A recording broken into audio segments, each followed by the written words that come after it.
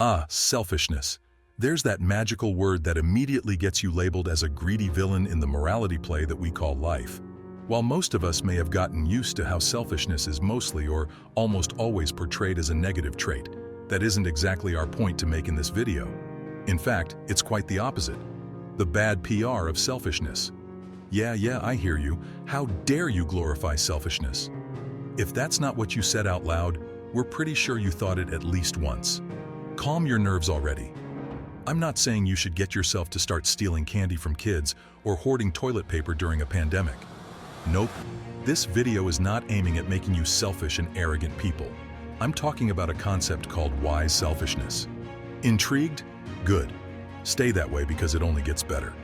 Okay, let's just be honest here. Selfishness has a terrible PR agent. Yes, nobody likes that dude. Because can anyone think of someone likable with the habit of hogging the balls at the game? Or that one friend who's too busy, but mysteriously posts vacation selfies from Bali? Why? Because on the inside, we all see a little bit of ourselves in their selfishness. And I'm not gonna lie, it's 100% not a cute look. Now, don't even try to deny it.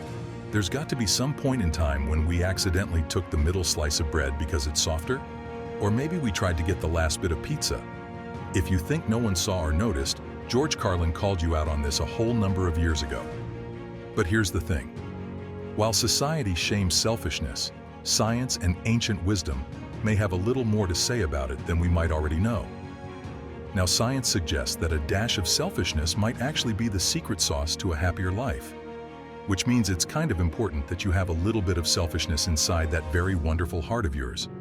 Confused? Buckle up.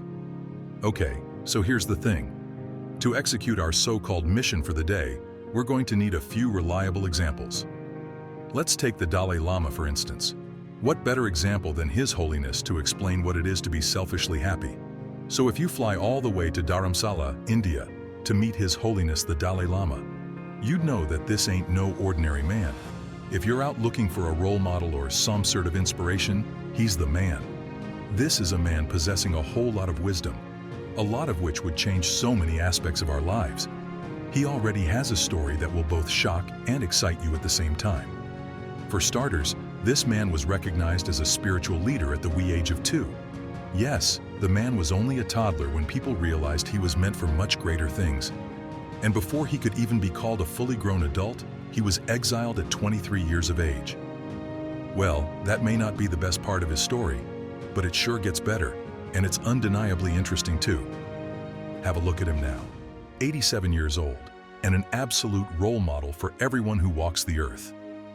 It wouldn't be an understatement to call him a walking masterclass, an expert who knows exactly how to turn compassion into a superpower. Meanwhile, we can't even stay compassionate waiting in line at the counter of the grocery store.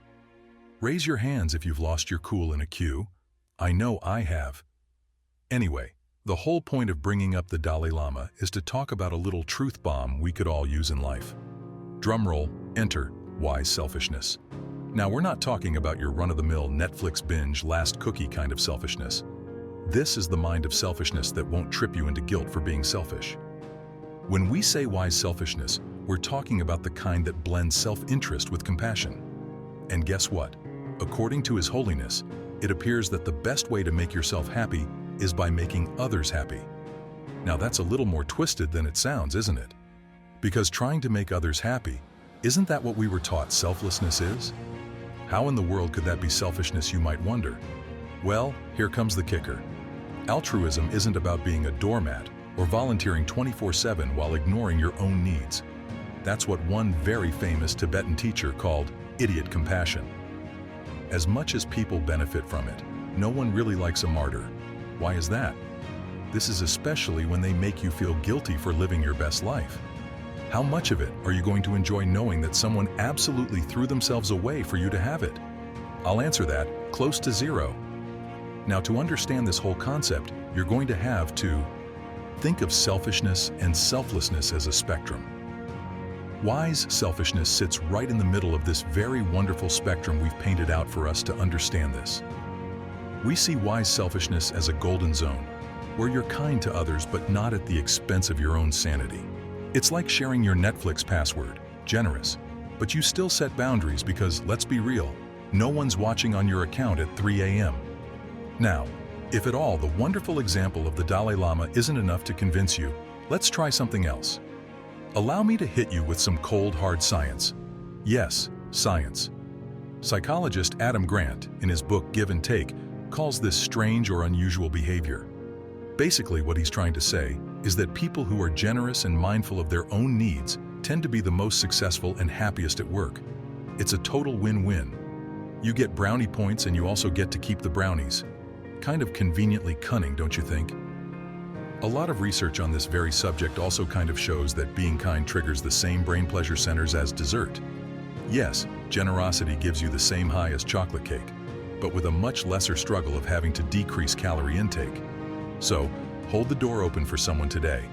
Your brain will thank you for treating it to something sweet. Okay, you're sold. You want to be wisely selfish. But how? Don't worry, I've got a cheat sheet for you. One of the best examples to take into consideration would be with our loved ones. Try picturing someone you love. Now silently think, may you be happy, may you be safe. Then, move on to yourself. Sounds cheesy, I know. It can be a little difficult not to resist it at first too. Because who has time to meditate when there are a whole bunch of reels on Instagram to scroll? But trust me, this practice will make you less of a jerk. To whom, you might wonder? Well, let's just say both to others and you yourself. It could even be just these small micro moments of generosity. You could start very small. Compliment someone's outfit the minute they walk in. Watch their Monday morning frowns turn into a big bright smile. Take a look at the grumpy guy standing in line, and as much as it might be difficult to muster up the courage to smile at him, give it a go, will you? What's the worst that could happen? He could either give you an angry stare back, or he could give you the first smile he has given anyone in days. You won't believe how much it would mean. These tiny acts of kindness create what researchers call micro-moments. Translation: instant happiness boosts. Think of it as social karma. You give a little, you get a lot. Just that there's no heavy lifting required. Okay, now here's another one. Before you do anything, yes, even brushing your teeth, silently think, I'm doing this so I can be strong and help others. Weird? Well, maybe. Effective? Oh yes, 100%. You'd suddenly find that boring chores suddenly don't feel all that boring anymore, and they're more of acts of global heroism. And hey, wouldn't really hurt to be the hero now, would it? Suddenly, folding laundry feels like you're saving the world, one sock at a time. Want a quick happiness hack? Be generous. Give someone your seat, share your umbrella, or send a kind text. Science says even tiny gestures activate the helper's high. It's like free therapy. Only here you don't have to stay put on a couch while look. I'm not saying you need to start being the Dalai Lama kind of selfless. The man has a literal deity of compassion on speed dial. You've got deadlines, bills, and a Netflix queue that isn't going to watch itself. But here's the deal. Selfishness and selflessness don't have to be enemies. They can coexist in a beautiful double helix of happiness, don't you think? So go ahead, take that middle slice of bread, and just make sure you share the butter. Wise selfishness isn't about being perfect. It's about finding balance. And hey, if I can do it, so can you. Probably better, honestly. So here's to selfishness. What do you say? But the wise kind. We're talking about the kind that makes the world a little brighter, one micro-moment at a time. Now go forth and be selfish wisely. With that, we've come to the end of today's video. Don't forget to like and subscribe before you leave, so you get to see all the interesting content we'll come up with. Thanks for watching. We'll see you in the next one.